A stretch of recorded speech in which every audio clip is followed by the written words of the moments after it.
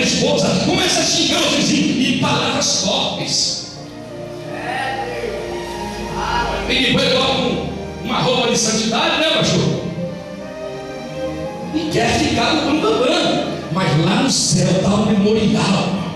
Lá no céu tem o memorial. Lá está o memorial. E lá Deus sabe quem tem graça e quem não tem. E aqui tem pessoas que não têm graça nenhuma. Mas hoje pode ser o teu dia de você voltar a ser engraçado, a ser cheio, a ter alegria, a ter paz, a ter saúde, a ter a sua casa verdadeiramente nas mãos de Deus. Mas você sabe como que faz para nós termos graça de Deus? É nós entregarmos a nossa vida de verdade na mão de Cristo. Você não pode ser dono da sua vida. Você não pode ser dono do seu nariz. Você tem que ser dono apenas do teu nome, porque é teu. Mas ele ainda está lá no livro da vida, porque o maior dono é Deus que nos salvou. Ei, o dono do irmão aí, fala assim, meu irmão, Deus está falando comigo. Deus está falando comigo. Irmão, o negócio é sério. Irmão, eu conheço pessoas do jeitinho que Deus está usando o pastor Robson. Na igreja é uma bênção, em casa é uma bênção. Ei, o que você quer que os teus filhos sejam na vida? Sem decisão para você? Sem escolher quem que você vai servir? Sem escolher qual igreja você vai congregar? Eu não vou mais na igreja do pastor Santo, porque o pastor Santo pede muito dinheiro, fala muito sobre dízimo, sobre oferta, e agora trouxe um pregador para falar sobre voto. Pode procurar uma igreja para você, meu filho. Tem tanta igreja na cidade, no mundo. Tem igreja de Deus, tem igreja do diabo, tem igreja de homossexual, tem igreja de rebeliado. Mas enquanto você estiver debaixo da graça de Deus, você precisa saber que Deus tem aquele caminho para abençoar os filhos e filhas que entregaram de verdade a sua vida para Ele. Mas Deus me usa. Mas se você não viveu o que você prega, você não pode pregar. Você não pode falar que Deus é bom que está te prosperando porque você não é sinista. Você pode estar prosperando porque você trabalha, você está suando, mas não porque Deus está te prosperando, não. Olha para o teu irmão, fala, escuta aqui, irmão. Deus está trazendo restauração hoje aqui. E Deus está querendo restaurar você. Deus está querendo restaurar a sua vida. Deus está querendo restaurar até a língua estranha da tua boca. Porque tem crente que perdeu tanta graça que tem que falar lá.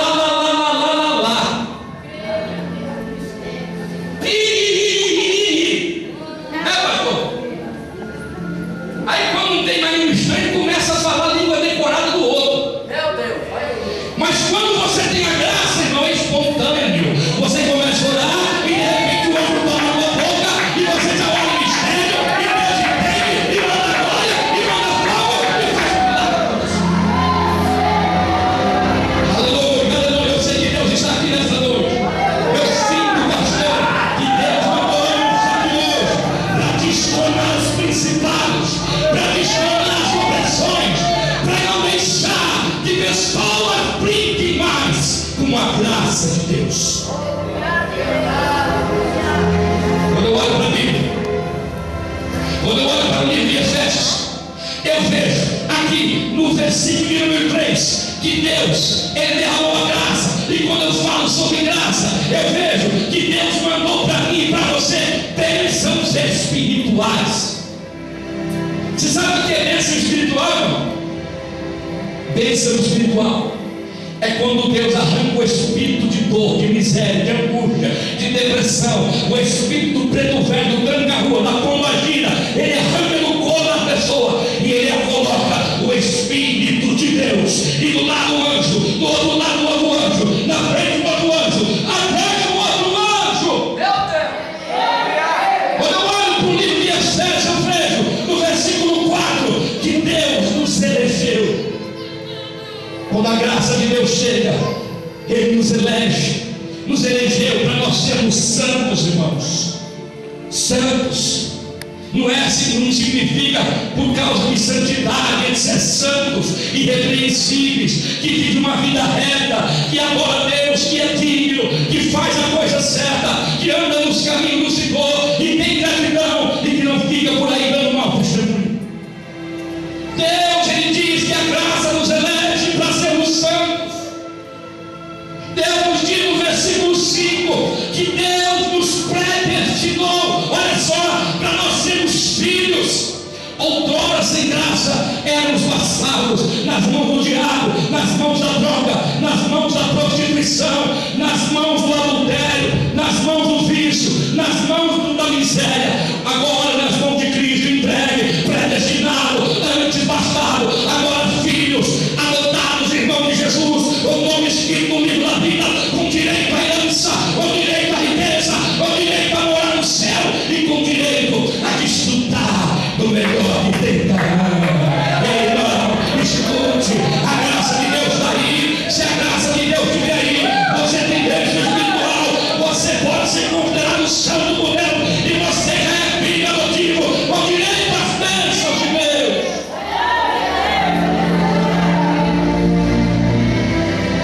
Eu olho para esta palavra, eu entendo que a graça de Deus, ela nos faz agradáveis. Sabe o que é isso? Nos fazer agradáveis é as pessoas sentirem prazer de estar perto de nós, porque nós temos agradabilidade, nós somos amorosos, nós temos carinho, nós não somos como alguém soberbo, orgulhoso, arrogante, ali com o espírito de governador. Não, nós somos transformados. Deus, Ele nos fez agradáveis. Você conhece uma pessoa desagradável? Uma pessoa desagradável é uma pessoa que não tem a graça de Deus. Ela se torna insuportável. O linguarudo é uma pessoa dessa. Ele é desagradável. Ele não tem a graça. Podemos até dizer que não é, pode chamar de filho, não, porque filho jamais vai fazer isso. Santo também não. Bênção espiritual, menos ainda. Mas quando nós temos a graça de Deus, verdadeiramente nós somos outra criatura, somos transformados, somos renovados, somos restaurados. Quantos que outrora aqui, levanta a mão, você tomava uma garrafa sem açúcar, levanta a mão aí.